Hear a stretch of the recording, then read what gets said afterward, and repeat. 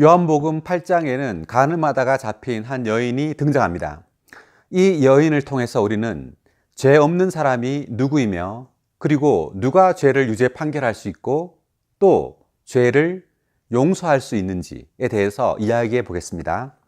요한복음 8장 3절부터 9절입니다. 간음하다가 잡힌 한 여인을 율법학자들과 바리새인들이 끌고 와서 예수님께 말하였다.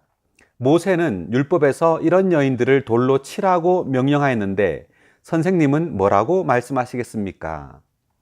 간음하다가 한 여인이 잡혔습니다. 현장에서 이 유대인들이 붙잡았습니다. 그리고 이 여인을 끌고 와서 예수님께 모세는 율법에서 이런 여인을 돌로 치라고 명령했는데 예수님은 뭐라고 말씀하시겠습니까? 라고 물었습니다.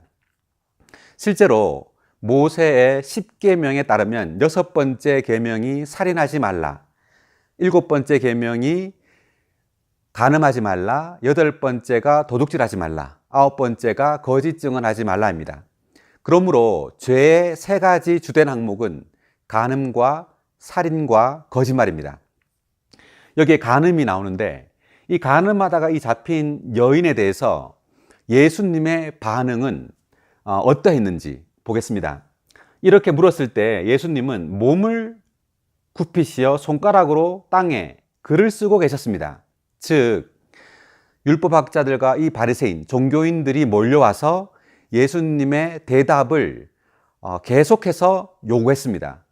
그런 상황에서 주님은 즉시 대답하지 않았습니다. 이런 종교인들의 질문에 대한 주님의 반응은 즉시 대답하지 않는 것이었습니다. 이 즉시 대답하지 않고 몸을 굽혀서 땅에 글을 쓰고 계셨을 때 그들의 그들의 상황을 진정시키고 그 상황을 시키는 그러한 역할을 했던 것이죠. 몸을 굽혔다라는 것은 하나를 암시하는데, 그것은 이 종교인들, 유대인들이 아주 교만하고 자기 스스로를 의롭다 하는 자들이었습니다.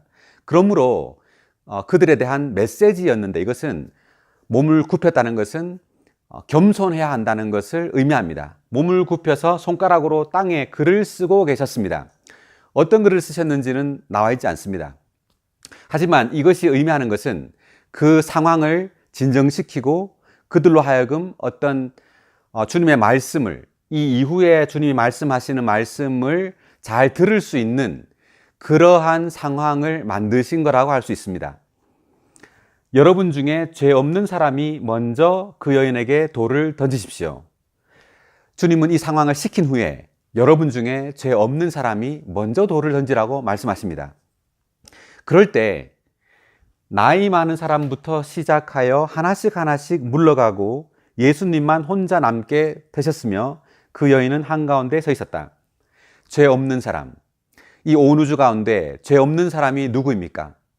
오직 예수님만이 죄가 없으십니다. 히브리서 4장 15절입니다. 15절에 보면 예수님은 죄가 없으시니라 라고 나옵니다. 오직 이 우주 가운데 오직 한 사람만이 죄가 없는데 바로 예수님만 죄가 없으신 분입니다.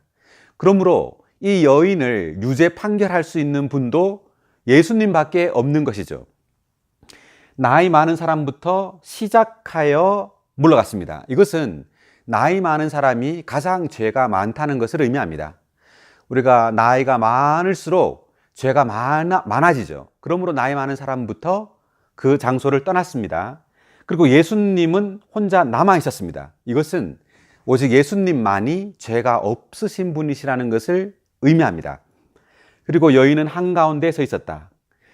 이 자리에는 오직 예수님과 한 여인, 2사람만이 있는데 예수님은 이 우주 가운데 죄 없는 유일한 분이시고 이 여인은 죄 많은 한 사람입니다.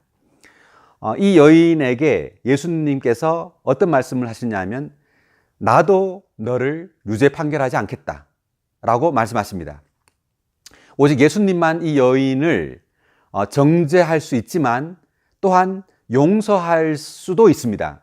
왜냐하면 예수님께서 우리의 모든 인류의 죄를 짊어지고 십자가에서 못 박혀 죽으셨기 때문에 오직 예수님만 죄를 용서할 자격이 있는 것이죠. 그러므로 예수님은 이 여인에게 나도 너를 유죄 판결하지 않는다, 정죄하지 않는다 라고 말씀하시고 12절에 보면 8장 12절에 보면 나는 세상의 빛이니 나를 따르는 자는 어둠 속에 거하지 않고 생명의 빛을 얻을 것이다 라고 말씀하십니다. 그러므로 우리는 이 죄 많은 가늠하다가 잡힌 여인과 같은 모든 인류는 그러한 죄 가운데 있습니다. 그렇지만 우리가 유죄 판결을 받지 않을 수 있는데 그것은 우리의 죄를 위하여 십자가에서 대신 못 박혀 죽으신 예수님의 구속으로 말미암아 우리는 유죄 판결 받지 않고 이제 생명의 빛, 이 세상의 빛이신 예수 그리스도 안에 머물므로 우리는 더 이상 죄를 짓지 않는 삶을 살 수 있다고 주님은 말씀하십니다.